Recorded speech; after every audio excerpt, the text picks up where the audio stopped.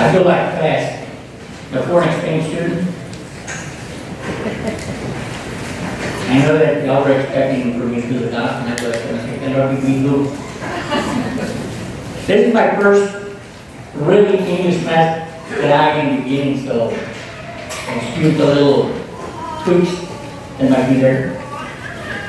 One of the most important things today, 40 days are not this Sunday. 40 days was Thursday. And for the longest time, the church celebrated the Ascension on Thursday. It's Ascension Thursday. And I know the bishops, cardinals, have all the right to change whatever they want, except this. So that's one of the most important things to understand. I mean, 40 days was Thursday, and then of course, 10 days later, that's why it's 10 days later Pentecost.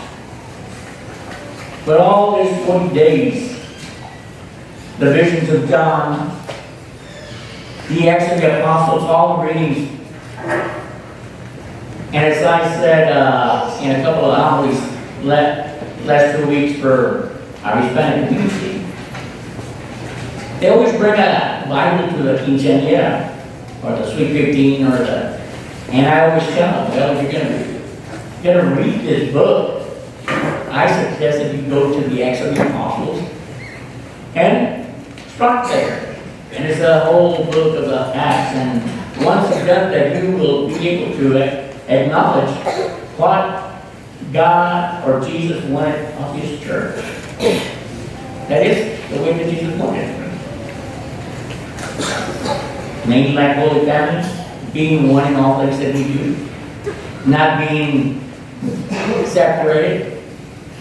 So it's one of the most important things to recognize that in the first reading, we have that part of the ascension of Jesus into heaven.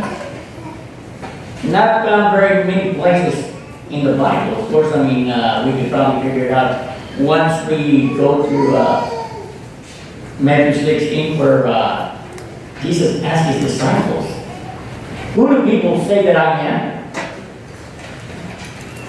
Probably the prophets, John the Baptist, and has come back to life. Okay, now who do you say that I am?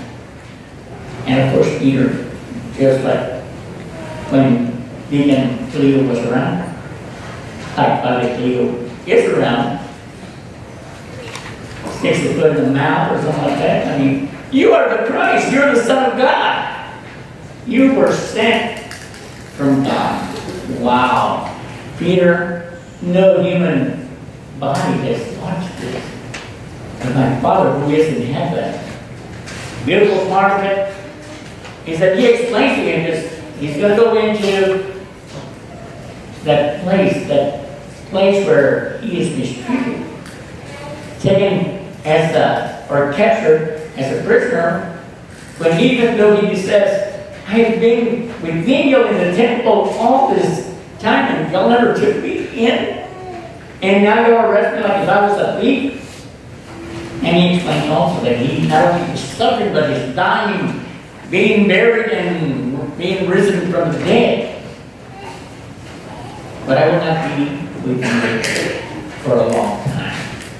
And it seems like everything that Jesus had told the disciples just went over their head.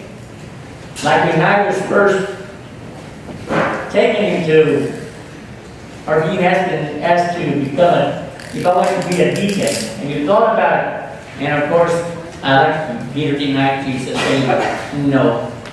Have you thought about it? No. So it's one of the most important things. I think we all have our little ideas of why we do not want to be part of the ministry of Christ. We think it's going to be terrible. It should be more terrible for me who am a Hispanic and have been doing 25 years of Hispanic ministry and not really in the English language. So I'm going to be shaking her, and you'll get my knees knocking right now. One of the most important things is I will not be with you for a long time once He's risen. And sure enough, 40 days And they probably still, what happened? Why is he leaving us? And they probably forgot it a week ago. He just told them. You would be happy of my leaving, because then my Father will send the Holy Spirit. Come on now. So that's one of the most important things. All the visions that John had in Revelations is one of the most important things for us to understand. As I asked the Hispanic community, a lot of people that have been programmed in the charismatic renewal will say, yeah, I dreamt this or that. And a lot of times we always say, well, it was just a dream. Really? Was it just a dream for Joseph when the angel came in and said, it's okay for you to take Mary? We're talking about the same Lord that was born, died, was risen, and taken up into heaven. And as I said a while ago, one of the most important things to remember, even if it's the slightest thing that you remember from catechism, why did God create you, is to know Him, to love Him, to serve Him, and love Him. And the good thing is, the only way that I can see Christ is within y'all. So I have to love Christ aquí, right here. Not anywhere else. And why should we be standing idle, look at the sky? That same Lord that you are seeing Him will come again in glory. And we expect that. Because it also, as the second reading was saying about the body, He is the head. We are the body. And He's going to be getting ready in preparation for when He comes and calls on each one of us. And of course, a lot of times when I talk to Hispanic people, I always tell them, remember also, who are His apostles? Where did He get His disciples from? For a lot of times we say, I could not have enough education to serve the Lord the way that I would like to. Where did He get His apostles? Don't be afraid when you're called. You feel the calling within your heart and in your mind, because the Spirit is saying, I need you. I need you to serve as one of my ministers. Take Him at His word. He does not lie.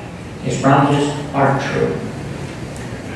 And if y'all are ready to begin a new life before Pentecost night,